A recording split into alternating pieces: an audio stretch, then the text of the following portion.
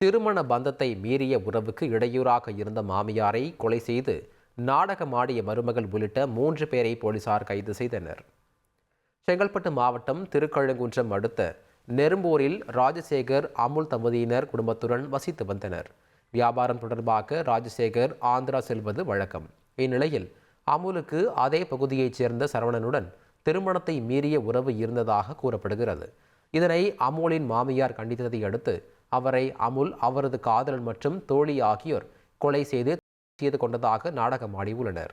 உடற்கூறு ஆய்வில் கொலை செய்யப்பட்டது தெரியவந்த நிலையில் தலைமறைவாக இருந்த மூவரும் கிராம நிர்வாக அலுவலரிடம் கொலை செய்ததை ஒப்புக்கொண்டு சரணடைந்தனர். கோவை அன்னூர் பகுதியில் சட்டவிரோதமாக அமைக்கப்பட்டிருந்த மின்வேலியில் சிக்கி பக்கத்து தோட்டக்காரர் உயிரிழந்தார்.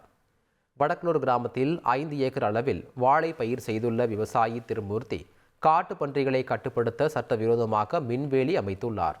அதில் நேரடியாக உயரழுத்த மின்சாரத்தை இணைத்திருந்தார் என்பதும் தெரிய வந்துள்ளது. இந்த சூழலில் அவரது பக்கத்து தோட்டக்காரர் வேலுமணி விவசாய வேலைகளை செய்த போது மின்வேலியில் விழுந்துள்ளார். அப்போது மின்சாரம் பாய்ந்து பரிதாபமாக உயிரிழந்துள்ளார். இதனையடுத்து அன்னூர் போலீசார் விவசாய சடலத்தை பிரேத பரிசோதனைக்கு அனுப்பி வைத்துவிட்டு திருமூர்த்தியிடம் விசாரணை மேற்கொண்டுள்ளனர். 6 பேரை பலி கொண்ட தனியார் மருத்துவமனை தீ விபத்து தொடர்பாக திண்டுக்கல் தாலுகா காவல் நிலையத்தில் வழக்கு பதிவு செய்யப்பட்டுள்ளது. கடந்த 12ஆம் தேதி நிகழ்ந்த தனியார் எலும்பு முறிவு மருத்துவமனை தீ விபத்தில் 6 பேர் உயிரிழந்தனர். பாதிக்கப்பட்ட 100க்கும் மேற்பட்டவர்கள் புறநோயாளியாக சிகிச்சை பெற்று வீடு திரும்பிய நிலையில் மதுரை அரசு மருத்துவமனை நுரையீரல் பிரிவில் சிகிச்சை பெற்று வரும் 6 பேர் உட்பட மொத்தமாக 35 பேர் சிகிச்சையில் உள்ளனர்.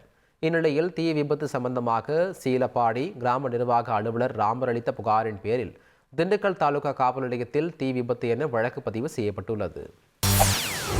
செய்திகளை உடனுக்குடன் தெரிந்து கொள்ள உடனே சப்ஸ்கிரைப் பண்ணுங்க.